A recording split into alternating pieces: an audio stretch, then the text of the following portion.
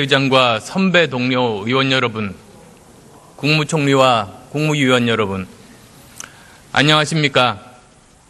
국민의당 국회의원 안철수입니다.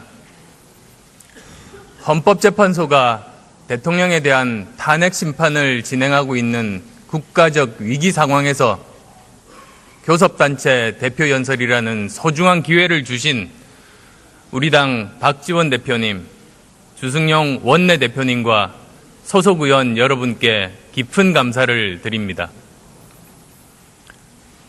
두 청년의 이야기로 시작하겠습니다. 서울시에 사는 23살 김채영 씨는 대학교 3학년입니다. 아버지는 40대 후반에 다니던 은행에서 명예퇴직한 뒤에 통닭집을 차렸습니다.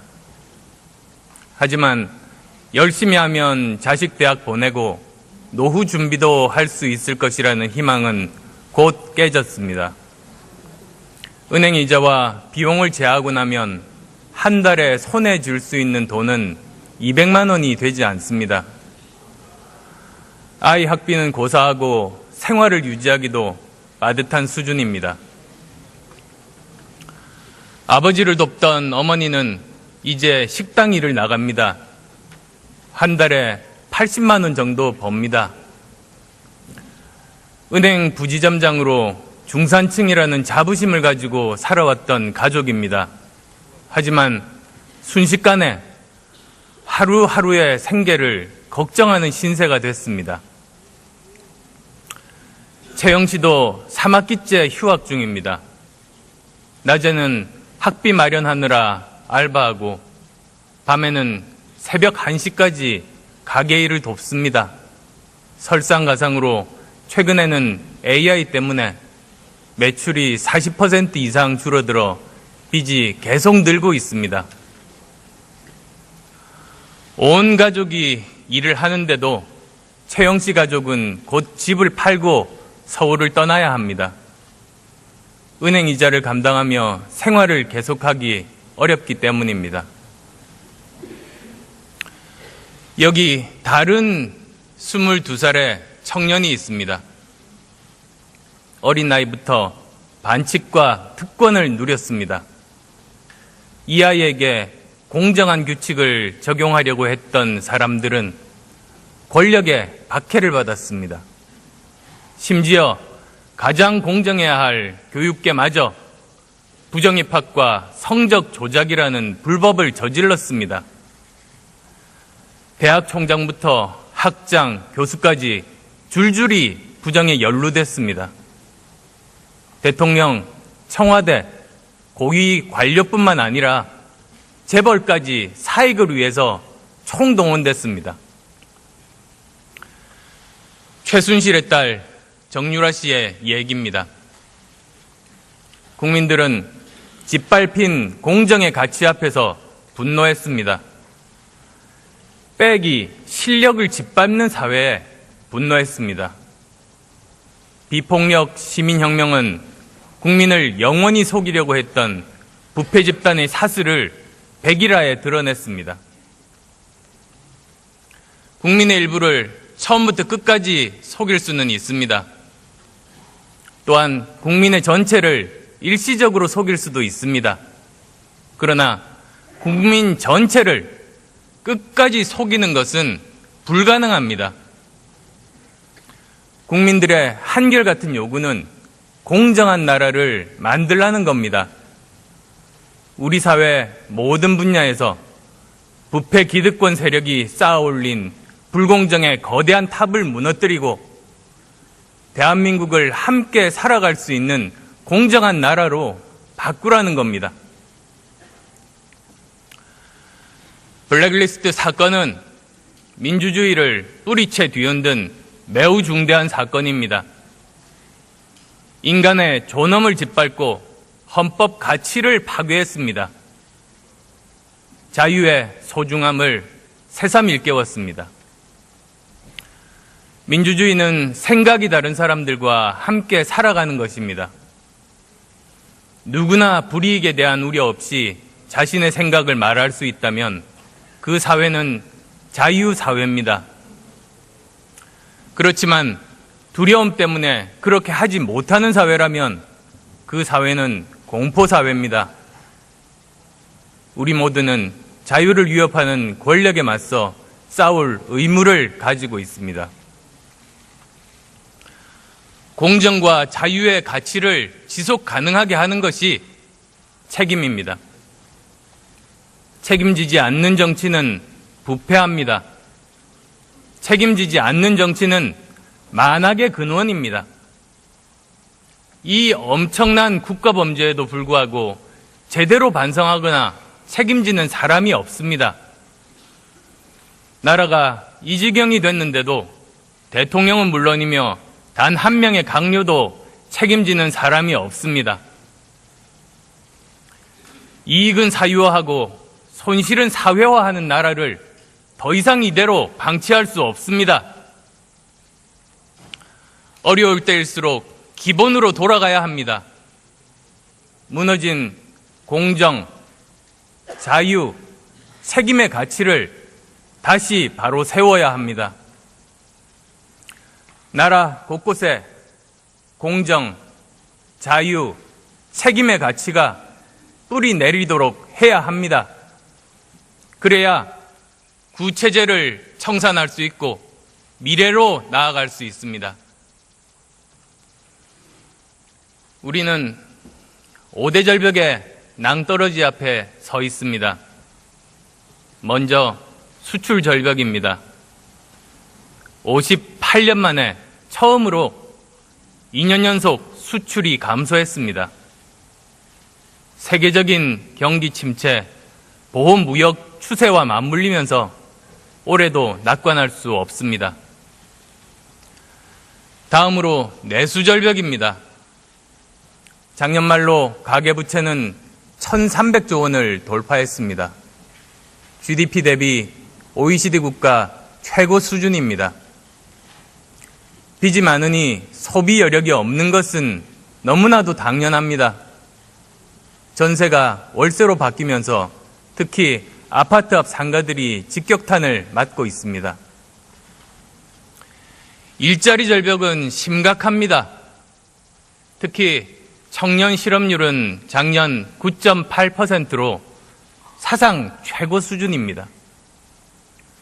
특히 여기에는 일자리를 찾다 지쳐서 포기한 청년이나 불과 몇 시간 정도의 아르바이트를 하는 청년은 실업자로 포함되지 않습니다. 체감 청년 실업률은 34%로 3명 중 1명이 사실상 실업 상태라는 발표도 있습니다. 인구 절벽은 올해부터 시작입니다. 15세부터 64세 인구, 즉 생산 가능 인구는 올해부터 감소하기 시작합니다. 생산 가능 인구는 가장 활동적이며 가장 많은 보수를 받고 가장 많은 소비를 하는 경제활동의 주체입니다. 일본의 경우에 생산 가능 인구 감소와 더불어서 주요 경제 지표들이 감소로 돌아서면서 20년 장기 불황이 이어졌습니다. 우리도 올해부터 경제의 주축이 되는 사람 수가 줄어드는 겁니다. 외교 절벽도 우리 앞에 놓여 있습니다. 트럼프 대통령 취임과 함께 우리나라는 미, 중, 일, 러의 4대 강국 간 급변하는 역학관계의 한가운데 놓여 있게 됩니다. 역사상 우리를 둘러싼 강대국들 간의 역학관계가 바뀔 때 한반도에는 항상 위기가 찾아왔습니다. 안보 위협과 동시에 보호무역주의로 인한 경제적인 위협에 대해서 동시에 대비해야만 합니다. 이러한 5대 절벽이라는 낭떠러지에 서 있는 가운데 4차 산업혁명이라는 거대한 변화의 물결이 닥치고 있습니다. 영화 인터스텔라를 보면 물로 뒤덮인 행성이 나옵니다. 무릎 정도 얕은 물이 잔잔하고 평화롭게 느껴집니다. 그러나 뒤를 돌아보니 에베레스트 산만큼 거대한 파도가 서서히 다가서고 있습니다. 지금 우리가 처해 있는 상황을 상징적으로 보여주는 장면이 아닌가 합니다. 우리는 이러한 5대 절벽과 4차 산업혁명의 거대한 물결을 동시에 헤치고 나가야만 하는 절체절명의 상황에 처해 있습니다. 우리가 이렇게 어려운 상황에 처하게 된 것의 가장 큰 책임은 정치에 있습니다. 집중화되고 패권화된 권력에 그 책임이 있습니다. 국가적인 위기 상황 앞에서 지금부터라도 정치가 이 문제들을 풀어가야 합니다. 존경하는 국민 여러분, 선배 동료 의원 여러분, 2월 국회는 국민께서 만들어주신 개혁의 골든타임입니다. 원인도 알고 해결책도 있지만 기득권 세력의 방해로 처리하지 못했던 개혁 법안들이 있습니다. 지금이 그런 개혁 법안들을 해결할 최적기입니다. 180명의 의원들만 뜻을 모은다면 통과시키지 못할 법은 없습니다. 지금 해야 합니다. 대선 후로 미루면 늦습니다. 그때는 또 새로운 기득권이 개혁 법안을 반대하고 나설 겁니다. 부모가 아이들에게 하는 이야기가 있습니다. 오늘 할 일을 내일로 미루지 말라는 겁니다. 지금 국민께서 국회에 요구하십니다. 오늘 할 수 있는 개혁을 내일로 미루지 말라는 겁니다. 국민들은 지금 당장 행동으로 개혁하자는 세력과 나중에 하자는 세력이 누구인지 알게 될 것입니다. 누가 개혁 세력인지, 누가 수구 세력인지 기억할 겁니다. 선배 동료 의원 여러분께 간곡하게 호소드립니다. 2월 국회를 개혁국회로 만듭시다. 검찰개혁으로 고위공직자 비리수사처 설치 법안, 경제개혁으로 상법과 공정거래법 개정안, 4차 산업혁명 관련 법안, 정치개혁으로 18세 선거권 부여와 대통령 선거 결선 투표제 도입 등 주요 개혁 법안을 통과시킵시다. 강력한 개혁의 예고편으로 국민께 희망을 선물합시다. 대선 결선 투표제는 다음에 3가지 점에서 필요합니다. 먼저 다음 대통령은 수많은 개혁 과제를 해결해야 합니다.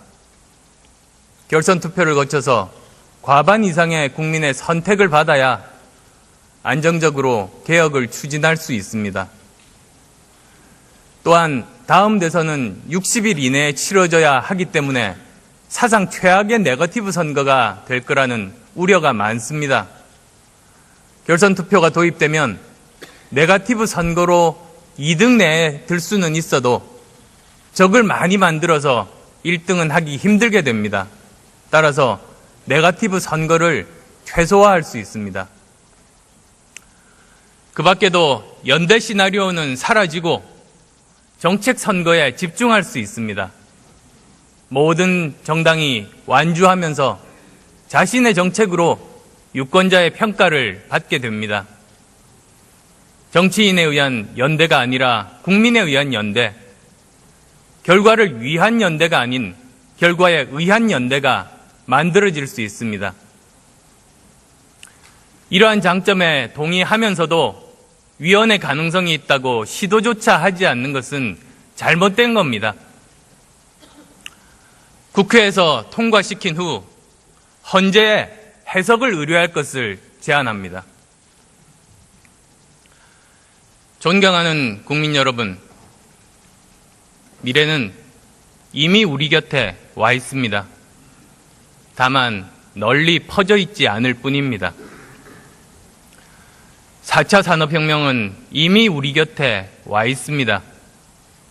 작년 알파고와 이세돌 구단의 대국은 우리에게 그것을 깨닫게 해준 사건입니다. 4차 산업혁명은 그 규모와 범위와 속도에서 예상치 못할 정도로 우리의 삶을 완전히 바꿔놓을 겁니다. 4차 산업혁명은 1, 2, 3차 산업혁명과 근본적으로 다릅니다. 첫째, 1, 2, 3차는 한 분야의 기술로 인한 혁명이지만 4차 산업혁명은 여러 첨단 기술의 융합혁명입니다. 1차 증기기관, 2차 전기, 그리고 3차 IT 기술처럼 한 분야의 기술 발전으로 산업혁명이 일어났습니다. 그런데 4차 산업혁명은 여러 분야의 첨단 기술들이 한꺼번에 발전하고 융합하는 혁명입니다. 사물인터넷, 빅데이터, 로봇, 인공지능, 바이오 기술 등이 대표적입니다. 둘째, 분야별 경계가 사라집니다. 하드웨어와 소프트웨어의 경계가 사라지고 IT 기술과 생명공학 기술 간의 경계도 사라지고 기술과 디자인 간의 경계도 사라집니다. 회사들도 개방형 혁신을 통해서 적극적으로 협업하면서 회사들 간의 경계도 훨씬 자유롭게 됩니다. 농, 수, 축산업도 정보화와 생명공학 기술을 접목하면 식품 산업 및 미래생명 산업으로 거듭날 수 있습니다. 네덜란드의 푸드밸리는 식품 산업이 나라를 먹여 살리는 좋은 사례입니다. 셋째, 일자리가 급변합니다. 기존의 일자리들이 사라지는 동시에 여러 가지 새로운 일자리가 생기게 됩니다. 인공지능과 로봇의 발전은 제조업 일자리뿐만 아니라 고급 인력의 일자리도 줄일 겁니다. 그렇지만 동시에 지식정보 산업과 관련된 일자리들은 더욱 다양하게 늘어날 겁니다. 커다란 위협임과 동시에 양질의 인력이 많은 우리에게 새로운 기회이기도 합니다. 여기서 중요한 점은 4차 산업혁명은 민간이 주도하고 정부가 지원해야 한다는 점입니다. 정부 주도로 이루어진 박근혜 정부의 창조 경제가 새로운 창조를 하지 못했던 이유는 정부에서 지휘하다 보니 민간의 자율성을 빼앗고 새로운 시도들을 위축시켰기 때문입니다. 민간이 자율적으로 일을 할 수 있어야 새로운 시도를 해볼 수 있고 다른 나라를 앞설 수 있습니다. 정부는 4차 산업혁명에 필요한 기반을 구축하는 일을 해야 합니다. 교육혁명을 통한 인재 양성, 과학기술 혁명을 통한 기반기술 확보, 공정한 경쟁이 가능한 산업구조 개혁뿐만 아니라 다양한 지식 기반의 축적, 지식재산권 보호, 표준화 등을 지원하는 일이 바로 정부에서 해야 하는 일들입니다. 이러한 일들이야말로 4차 산업혁명 시대의 일자리 문제에 대한 근본적이고 구조적인 해결책입니다. 정부와 민간이 4차 산업혁명 시대에 걸맞는 협력 체제를 구축한다면 우리는 반드시 성공할 수 있다고 확신합니다. 이 중에서 교육혁명, 과학기술혁명, 산업구조개혁에 대해서 먼저 말씀드리겠습니다. 대한민국은 교육을 통해서 기적을 만들어 온 나라입니다. 다행히 대한민국의 교육열은 세계 어느 나라보다도 강합니다. 그러나 이제 낡은 교육 시스템은 한계에 부딪혔습니다. 일제강점기 때부터 큰 변화 없이 이어져 온 산업화 시대의 교육 시스템으로는 미래를 대비할 수 없습니다. 4차 산업시대 준비의 핵심은 교육입니다. 교육 분야의 혁명적 대변화로 새로운 기회의 땅을 개척해야 세계의 어느 나라들보다 앞서서 미래 먹거리, 미래 일자리를 만들 수 있습니다. 저는 지난해 교문위 국정감사를 통해서 교육혁명의 3대 개혁 방향을 제시한 바 있습니다. 첫째, 교육부를 폐지하고 국가교육위원회와 교육지원처로 재편하겠습니다. 지금의 교육부 체제는 장관이 바뀌고 정권이 바뀔 때마다 교육정책이 바뀌고 학교의 자율성을 빼앗아서 창의교육을 막고 있습니다. 국가교육위원회에서는 교사, 학부모, 여야 정치권 등 모든 이해관계자들이 참여해서 매년 향후 10년 계획을 합의합니다. 이를 통해서 정권이 바뀌더라도 교육정책의 일관성이 유지될 수 있도록 하겠습니다. 교육지원처는 국가교육위원회에서 결정한 정책을 충실하게 지원하도록 하겠습니다. 둘째, 초중고 및 대학교 교육을 창의교육으로 전환하겠습니다. 셋째, 평생교육을 대폭 강화해서 중장년층에 대한 교육도 국가에서 책임지도록 하겠습니다. 이와 함께 오늘은 더 근본적인 변화에 대해서 말씀드리려고 합니다. 현재의 만 6세부터 시작하는 초등 6년, 중등 3년, 고등 3년의 학제를 전면 개편할 것을 제안합니다. 4차 산업혁명 시대를 살아가기 위한 창의교육이 가능하게 하고 대학 입시로 왜곡된 보통교육을 정상화시키고 사교육을 혁명적으로 줄이기 위함입니다. 제가 제안하는 학제 개편안은 만 3세부터 시작합니다.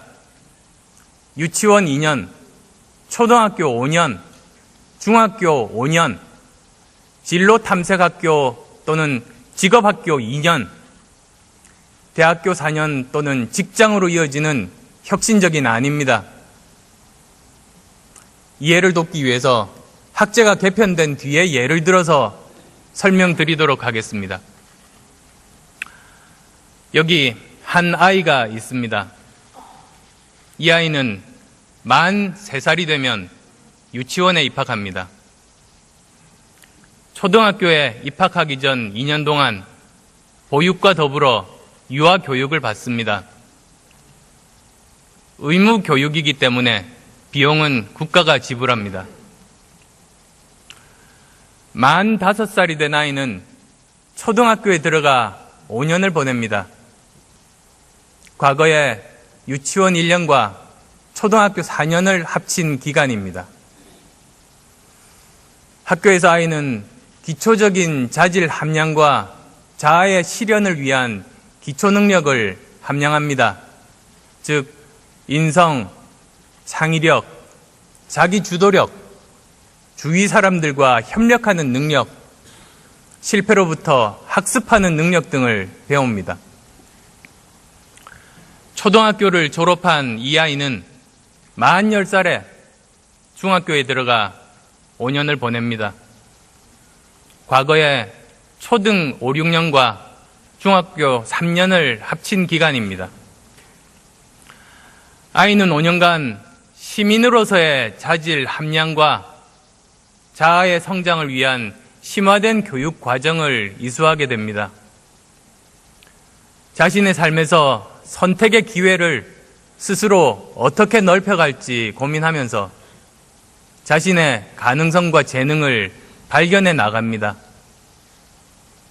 이렇게 만 15세가 되면 아이는 대한민국의 시민으로서 지녀야 할 자질을 키우는 보통교육을 전부 이수하게 됩니다.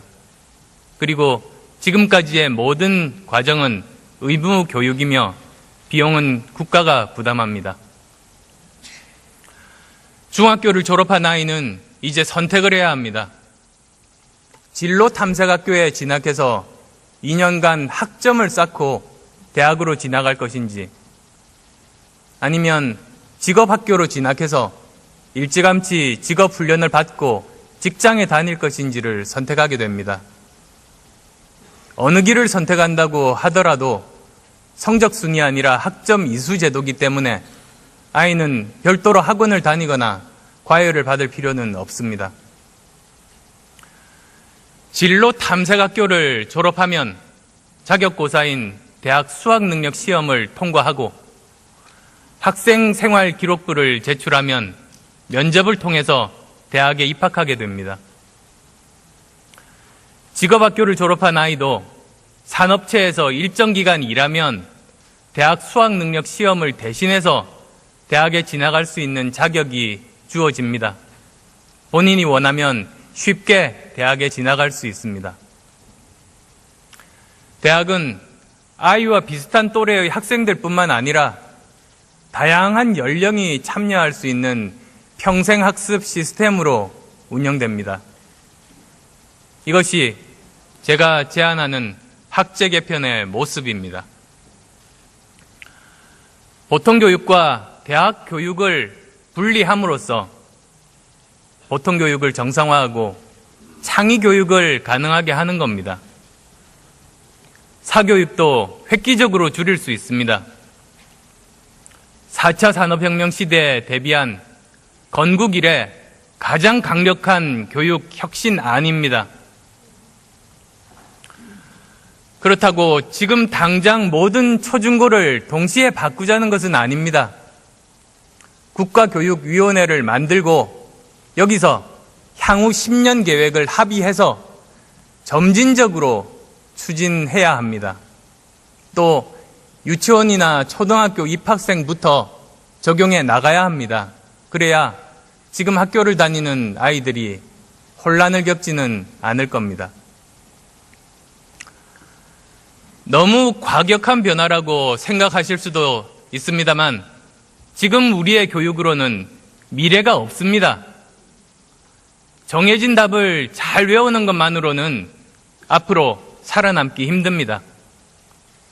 창의적으로 사고하면서 인성을 배우고 타인과 협력하여 함께 문제를 해결하는 능력을 가르치는 것이 미래 교육의 핵심입니다.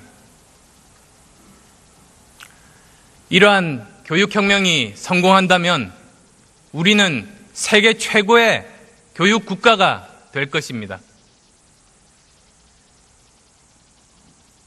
과학기술 분야에도 혁명적인 변화가 필요합니다.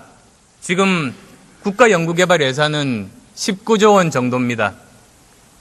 연구개발비 수준은 GDP 대비 세계 1위, 절대 액수로도 세계 6위에 이를 정도로 많습니다. 하지만 결과 실망스럽습니다. 기초연구 성과는 물론이며 응용연구 성과도 매우 부족합니다. 기초연구 결과로 SCI 논문 편수는 12위 수준입니다만 피인용 지수는 31위로 양적 성장은 했지만 질적인 성과는 정말 미흡합니다. 응용 연구의 사업화 성공률도 미국, 영국의 70%에 비하면 한참 못 미치는 20%에 불과합니다. 과학기술혁명을 주도하기 위해서는 국가연구개발 시스템에 혁신이 필요합니다. 5대 개혁 방향 하에서 혁신이 추진되어야 합니다. 첫째, 정부 조직 개편을 통해 각 부처에 흩어져 있는 연구개발 사업을 모두 모아서 한 부처에서 통합 관리하겠습니다. 4차 산업혁명이 급속도로 진전됨에 따라 각 부처별 예산이 조정될 필요가 있음에도 불구하고 부처 이기주의로 예산을 내놓지 않고 비효율적으로 낭비되는 사례가 급증하고 있습니다. 둘째, 결과에 대한 감사에서 과정에 대한 감사로 전환하겠습니다. 감사에서 결과의 성공 여부만 따지다 보니 조금이라도 실패할 가능성이 있는 새로운 시도는 아예 하지 않게 되기 때문입니다. 실패하더라도 과정에서 도덕적으로 문제가 없고 성실했다면 책임을 묻지 않도록 바뀌어야 새로운 도전에 나설 수 있습니다. 셋째, 기초연구 분야에서는 중복 과제를 허용하겠습니다. 특히 처음 시도하는 분야에는 여러 가지 다양한 접근 방법이 있을 수 있습니다. 그런데 처음부터 한 가지만 선정한다면 되지 않습니다. 중복이 되더라도 여러 방법을 지원하고 몇 년 후에 성과 평가를 통해서 가능성이 높은 쪽으로 점진적으로 모아주는 것이 결국 성공 가능성을 높일 수 있는 방안입니다. 넷째, 기초연구 분야에서는 현장의 연구자가 주도하고 정부에서는 제대로 지원할 수 있도록 바꾸겠습니다. 다섯째, 응용연구 분야에서도 관주도가 아니라 산업계, 특히 중소기업, 벤처기업의 제안을 지원하는 쪽으로 바꾸겠습니다. 그 결과로 우리는 세계적인 과학기술 국가가 될 것임을 확신합니다. 박근혜 정부의 창조경제는 금융정책을 통해 창업기업의 수를 늘리는 데 주안점을 두었습니다. 그러나 다음 정부는 창업기업의 성공 확률을 높이고 실패하더라도 성실 실패에 대해서는 재도전 기회를 부여하는 산업정책으로 방향을 전환해야 합니다. 중소기업들의 성공 확률이 낮은 이유는 불공정한 시장 때문입니다.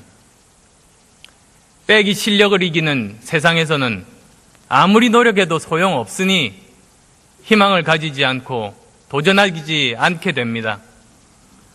경제는 활력을 잃고 성장하지 않고 일자리도 만들어지지 않습니다. 이런 불공정한 경쟁 구조가 바뀌어야 합니다. 실력이 백을 이기는 세상이 되어야 실력만으로 성공할 수 있어야 희망을 가지고 도전하게 되고 경제는 활력을 찾고 성장하고 일자리가 만들어지게 됩니다. 공정과 경제 성장은 따로 떨어진 것이 아닙니다. 공정한 경쟁이 가능해야 경제도 제대로 성장할 수 있습니다. 우리나라의 대기업들은 중소기업과 상생하는 생태계를 만들기보다는 착취하는 동물원을 만들어 왔습니다. 성장 가능성이 있는 중소기업과 독점 계약을 맺고 부가가치를 인정하기는커녕 인건비 수준의 대금만 지급하면서 착취해 왔습니다. 공정거래위원회 개혁을 통해 이렇게 잘못된 관행을 바로잡겠습니다. 공정거래위원회의 권한을 강화하는 대신에 모든 결정 과정을 투명하게 공개하고 전관예우는 현관 배임으로 처벌해야 합니다. 그래서 경제검찰로 거듭나게 해야 합니다. 실패한 기업가들도 도덕적으로 문제가 없는 성실 실패에 대해서는 재도전 기회를 주겠습니다. 실리콘밸리는 성공의 요람이 아니라 실패의 요람이 본질입니다. 실패해도 재도전 기회를 가진 기업가는 결국 성공함으로써 처음에 한 실패보다 몇 배 더 큰 부가가치를 창출합니다. 개인의 실패 경험을 사회적인 자산으로 만드는 겁니다. 우리도 이렇게 해야 합니다. 이를 위해서 엔젤 투자자 그리고 벤처 캐피탈 활성화, 대표이사 연대보증 폐지 등을 추진하겠습니다. 이러한 노력들이 결실을 맺으면 우리는 사회 곳곳에서 활력이 넘치는 창업국가로 다시 우뚝 설 수 있습니다. 한반도와 동북아 정세는 미국, 중국, 일본, 러시아 등 4대 강국의 자국 우선주의가 격돌하면서 불확실성이 커지고 있습니다. 북한은 유엔 안보리 제재에도 불구하고 핵과 미사일 등 대량 살상 무기를 고도화하면서 한반도 평화를 위협하고 있습니다. 이런 가운데 대내적으로 국정 혼란까지 겪고 있어서 안보가 엄중한 위기에 처해 있습니다. 국가 안보란 국가의 근본과 국익을 지키는 최후의 보루입니다. 전쟁과 국지 도발을 원천적으로 억제하며 상대방의 전쟁 의지 자체를 무력화시키는 국가 안보여야 합니다. 최전선에서 국가 안보를 지키는 우리 아들, 딸들의 생명 가치를 최우선으로 생각하고 실현하는 국가 안보여야 합니다. 대형 재해와 재난은 물론 해외에서의 사고와 테러 위험에 빠진 우리 국민 한 사람 한 사람의 생명과 안전을 최우선으로 생각하고 봉사하는 국가 안보여야 합니다. 오늘날 우리의 국력은 세계가 부러워하는 수준으로 성장했습니다. 비록 안보 상황이 유동적이고 불확실하지만 국력을 바탕으로 할 수 있다는 자강 의지를 가지고 실천한다면 어떤 도전도 극복할 수 있습니다. 저는 굳건한 한미동맹의 공동 이익과 가치를 공유하고 더욱 발전시킨 가운데 우리 스스로 힘을 길러 안보를 남에게 의존하지 않고 개척해 나가는 자강 안보를 강력하게 추진하겠습니다. 먼저 국가 안보를 근본적으로 파괴하는 국방비리, 방산비리를 근절하겠습니다. 국민 세금을 갈취해서 국민의 생명과 안전을 위협하는 국방비리 사범에 대해서는 그것이 완전히 근절될 수 있을 만큼 강력한 조치를 취하겠습니다. 국방청령법 제정과 무기체계 획득 시스템의 재설계 등을 통해서 방산 관련 부정부패를 근절하겠습니다. 한미동맹을 바탕으로 스마트한 강군을 육성하여 확실한 대북 우위 군사력을 유지하고 동북아 안보 환경 변화에도 능동적으로 대처해 나가겠습니다. 해공군 전력을 확대하는 방향으로 군 구조를 개편하고 특히 킬체인과 KAMD 등을 조기 전력화하겠습니다. 4차 산업혁명 시대 국방연구개발에 집중 투자하고 산업화와도 연계하겠습니다. 국방비리 근절과 국방예산의 효율적인 집행의 전제하에 위에 열거한 첨단 국방력 건설을 위해서 필요한 국방비도 증액하겠습니다. 강력한 자강 안보를 통해서 한반도에서 전쟁 위험을 억제하고 국제사회와의 협력을 통해서 한반도 비핵화와 평화 체제를 구축하여 평화로운 한반도를 만들어 나가겠습니다. 존경하는 국민 여러분, 선배 동료 의원 여러분, 대한민국 국민은 변화를 원하고 있습니다. 지금 우리에게는 박근혜 정부 퇴진, 정권 교체, 부패 구체제 청산이라는 과제가 놓여 있습니다. 여기에 4차 산업혁명의 거대한 파도가 몰려오고 있습니다. 과거 청산과 미래 대비의 두 가지가 임무로 우리에게 주어져 있습니다. 이제 변화는 선택의 문제가 아니라 생존을 위한 필수가 되었습니다. 이 변화를 이끌어야 하는 것이 정치입니다. 국가적 위기를 앞에 두고 국가의 존재 이유와 국가의 역할을 다시 질문하는 것은 모두 같은 마음이실 겁니다. 국가의 역할은 그 어떤 상황에서도 국민의 생명과 안전, 재산과 인권을 보호하는 것입니다. 우리는 세월호, 메르스, 나아가 최근의 게이트에 이르기까지 국가의 존재 이유에 응당한 역할을 다하지 못했습니다. 정치인의 한 사람으로서 저부터 이 점에 대해서 깊이 반성합니다. 다시는 그런 일이 반복되지 않게 할 것임을 다짐합니다. 국가는 사회적 약자 편에 확고히 서야 합니다. 우리는 부모의 돈도 실력인 정유라의 나라가 아니라 정직하고 성실하게 노력하면 잘 살 수 있는 기회가 보장된 김채영들의 나라를 만들어야 합니다. 영화 나 다니엘 블레이크를 보면서도 많은 생각을 했습니다. 시민의 자존심, 인간의 존엄을 지키는 것이야말로 가장 중요한 국가의 덕목이라는 사실입니다. 국민의 생명과 시민의 권리, 사람의 자존심을 지켜내는 국가, 그런 정치를 해야 합니다. 모두가 위기라고 말하지만 저는 지금이야말로 담대한 도전을 시작할 때라고 말씀드리고 싶습니다. 공정, 자유, 책임의 가치를 바탕으로 미래의 길로 나갑시다.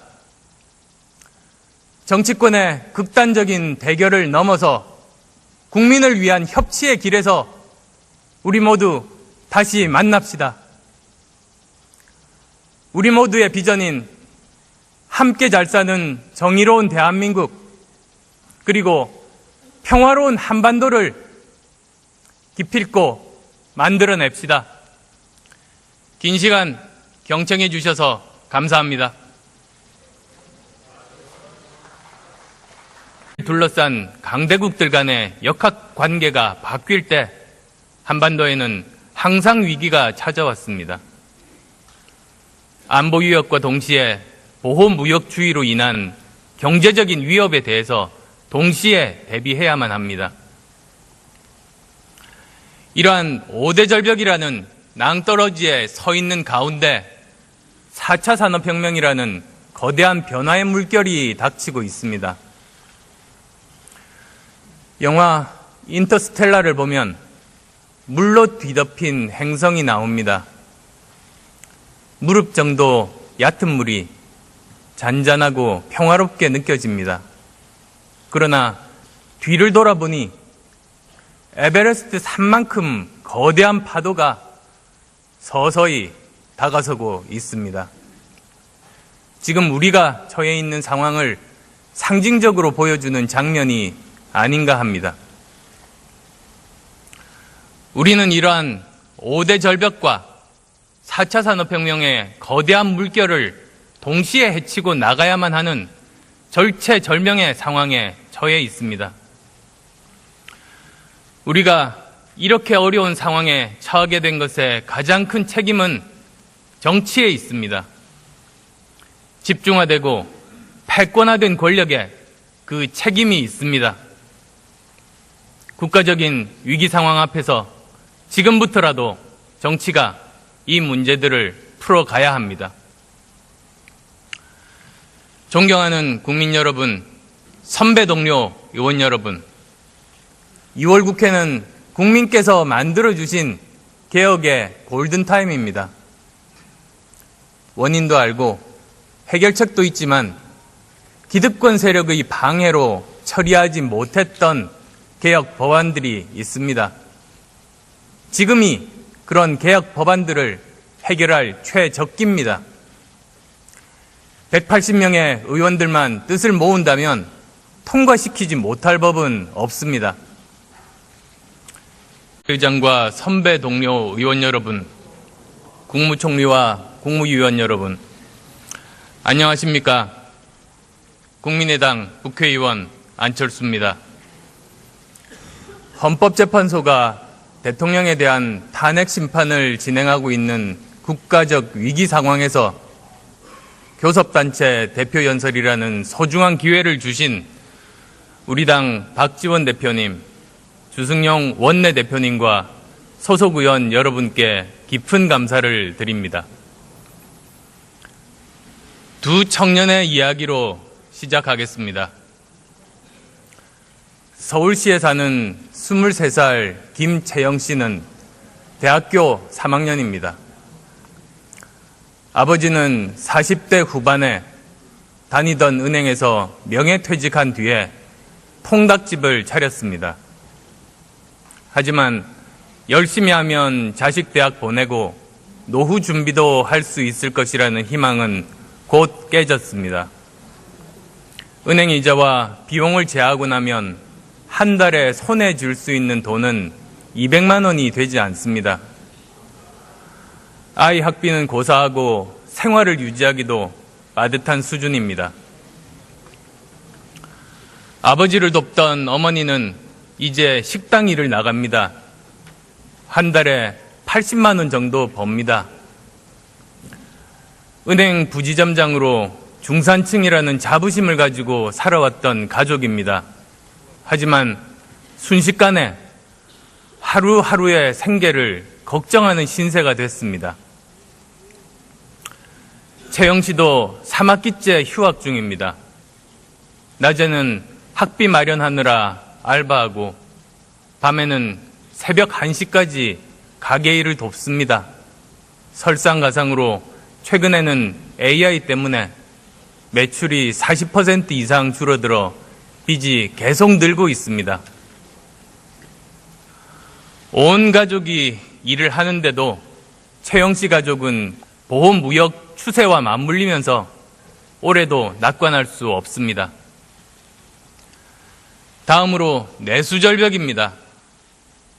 작년 말로 가계부채는 1,300조 원을 돌파했습니다. GDP 대비 OECD 국가 최고 수준입니다. 빚이 많으니 소비 여력이 없는 것은 너무나도 당연합니다. 전세가 월세로 바뀌면서 특히 아파트 앞 상가들이 직격탄을 맞고 있습니다. 일자리 절벽은 심각합니다. 특히 청년 실업률은 작년 9.8%로 사상 최고 수준입니다. 특히 여기에는 일자리를 찾다 지쳐서 포기한 청년이나 불과 몇 시간 정도의 아르바이트를 하는 청년은 실업자로 포함되지 않습니다. 체감 청년 실업률은 34%로 3명 중 1명이 사실상 실업 상태라는 발표도 있습니다. 인구 절벽은 올해부터 시작입니다. 15세부터 64세 인구, 즉 생산 가능 인구는 올해부터 감소하기 시작합니다. 생산 가능 인구는 가장 활동적이며 가장 많은 보수를 받고 가장 많은 소비를 하는 경제활동의 주체입니다.